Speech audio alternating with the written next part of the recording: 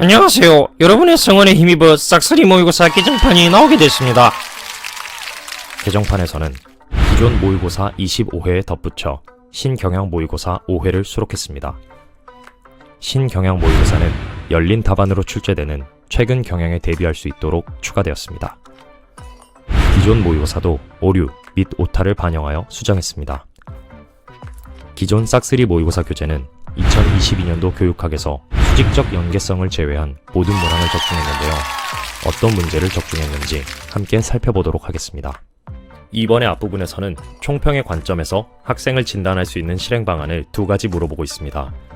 총평은 전인격 평가와 같은 개념으로 답이 될 수 있는 것은 관찰, 면접, 자기보고법, 수행평가 등입니다. 싹쓸이 모의고사에서는 이런 전인격 평가 방안들을 적중했습니다. 우선 10회 예시답안과 관련 이론 부분에서 정의적 특성의 평가가 전인적인 평가임을 언급하고 있고 구체적인 방안으로 관찰법, 면접법, 자기보고법을 제시하고 있습니다. 또한 22회 예시답안에서는 수행평가가 종합적이고 전인적인 평가임을 언급하고 있습니다. 이번의 뒷부분에서는 학생 간 비교를 하지 않는 다양한 평가 결과의 해석 기준 중 두 가지를 제시하라고 하고 있습니다. 답이 될 수 있는 것에는 성장 참조평가, 준거 참조평가, 능력 참조평가 등이 있습니다. 이 중 싹쓸이 모의고사에서 적중한 것은 성장 참조평가와 능력 참조평가입니다. 교재 1회 예시답안에서는 성장 참조평가가 학생 간 비교를 하지 않는 평가임을 언급했습니다. 또한 17회 예시답안에서는 학생 간 비교를 통한 규준 참조평가와 학생 간 비교를 하지 않는 능력 참조평가를 비교하여 출제하였습니다. 3번의 앞부분에서는 딕과 캐리의 체제적 교수 설계 모형의 교수 전략 두 가지를 물어보고 있습니다. 싹쓸이 모의고사에서도 9회에 학생 중심 수업을 지향하는 입장에서 딕과 캐리의 체제적 교수 설계 모형에 대해 출제했습니다. 3번의 뒷부분에서는 온라인 수업에서 학생의 고립감 해소를 위해 활용할 수 있는 구체적인 교수, 학습활동 두 가지와 그에 적합한 테크놀로지를 묻고 있습니다. 온라인 수업 상황을 묻는 문제는 2년 연속 출제되었고 2020년도 기출에서는 온라인 수업에서 발생할 수 있는 문제점을 물었으므로 더 나아가 해결 방안을 물어볼 것이라 예상하고 출제했습니다. 3회에서는 온라인 수업에서 소외되는 학생을 위한 수업 방안, 그 학생들의 참여를 이끌어낼 수 있는 수업 방안들을 중점적으로 물어보았다는 점에서 온라인 수업에서 학생의 고립감 해소 방안을 물어본 이번 기출과 유사합니다. 4회와 24회에서는 온라인 수업에서 학생의 고립감 해소를 위한 교수 학습활동과 그에 적합한 테크놀로지까지 모두 적중했습니다. 4회에서는 학생 중심 멀티미디어 교육을 주제로 출제하여 학생의 고립감 해소를 위한 교수 학습활동을 물어본 이번 기출과 유사합니다. 또 관련 이론에서는 사용자 제작 콘텐츠를 실시하기 위한 구체적인 테크놀로지로 위키, 블로그, 소셜 네트워킹 사이트, 팟캐스트 등을 다양하게 제시했습니다. 24회에서는 소극적인 학습자도 참여할 수 있는 온라인 교수 학습 활동으로 SNS를 활용한 토론을 언급하였습니다.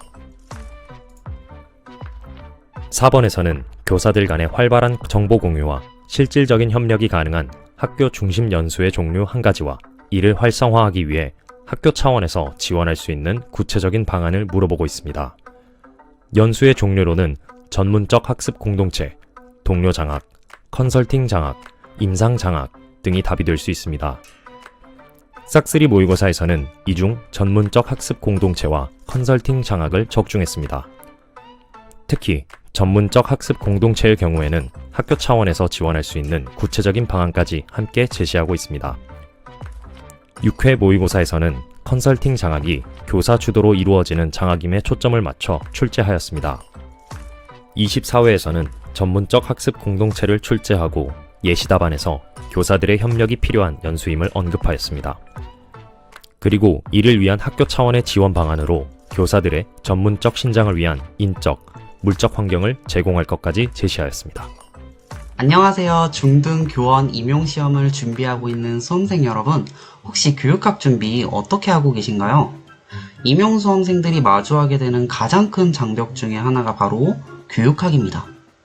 전공을 준비하기도 벅찬데 20%의 비중치고는 시험 범위가 너무 방대한 교육학. 이러한 많은 주제들 중에서도 어떠한 부분이 출제될지 모르는 막연함과 불안함이 있을 겁니다. 더군다나 수험 과목으로서 교육학은 대학 수업과는 괴리가 있습니다.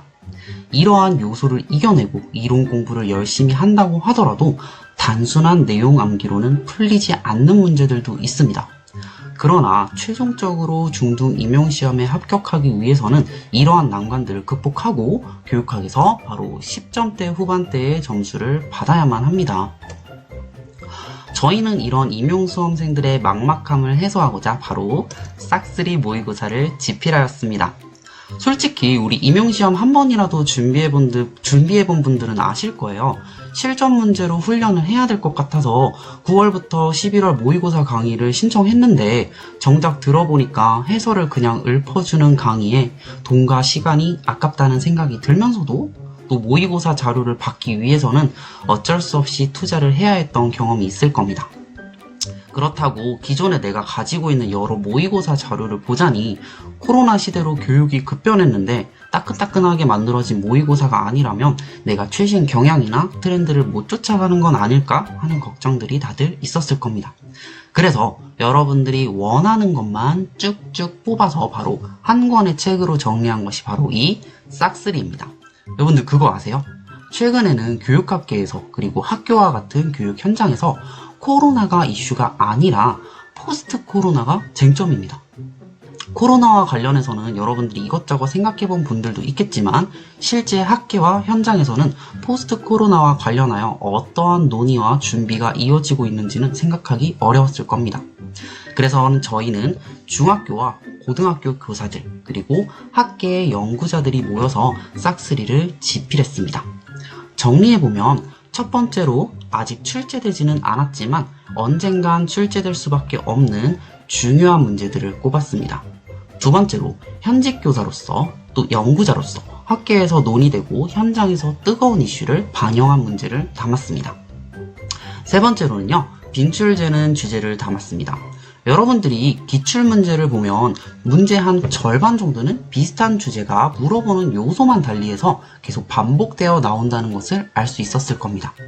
학생이 중심이 되면서도 또 언제 어디서든 어떠한 상황이나 효과적일 수 있는 교육학 이론들이 출제될 수밖에 없기 때문인데요. 그래서 빈출되는 주제를 방향성을 달리해서 꼼꼼하게 담았습니다. 싹쓰리 모의고사는 총 25회 모의고사로 구성되어 있습니다. 먼저 목차를 보시면요, 각 회차에 어떠한 이론들이 문제에 포함되어 있는지를 알 수 있습니다. 또 두 번째로 각 회차별 문제들은 기출과 최대한 유사한 형식으로 출제해서 실전 경험이 많지 않은 수험생분들이 실전 감각을 익힐 수 있도록 했습니다. 각 문제별로 답안지를 포함했는데요. 따로 답안 작성용 노트나 종이를 준비할 필요 없이 책에 답안을 작성할 수 있도록 만들었습니다. 여러분들은 이 예시 답안을 읽어보는 것만으로도 1초도 고민할 필요도 없이 모든 시험에 적용되는 틀이 있다는 것을 느낄 수 있을 겁니다. 아쉽게도 이 논술은 화려한 논술 실력을 보는 시험이 아닙니다. 오직 채점을 위해서 군더더기 없이 깔끔한 답안을 요구할 뿐입니다. 시험의 형식적인 부분이 무려 5점이나 차지하는데 이를 놓칠 수는 없고, 그런데 이러한 형식적인 부분을 고민하다 보면 시간도 부족하고 내용적인 부분에 실수도 발생하기 마련입니다. 싹쓰리는 답안을 작성해본 경험이 많지 않은 수험생분들이 교육학 논술 양식에서 금방 익숙해질 수 있도록 저자들이 시험장에서 교육학 논술 답안을 작성했던 경험을 바탕으로 예시 답안을 작성했습니다. 문제에 대한 세부적인 채점 기준표가 첨부되어 있어서 자신의 실력을 구체적으로 점검할 수도 있고요. 또 체계적인 독학과 실전 연습이 모두 가능합니다. 문제와 관련된 다양한 교육학 관련 이론들을 쉬운 것부터 최신 이론들까지 출제 포인트와 관련하여 첨부하였습니다. 싹쓰리 모의고사와 함께 좋은 결과가 있기를 바랍니다. 감사합니다.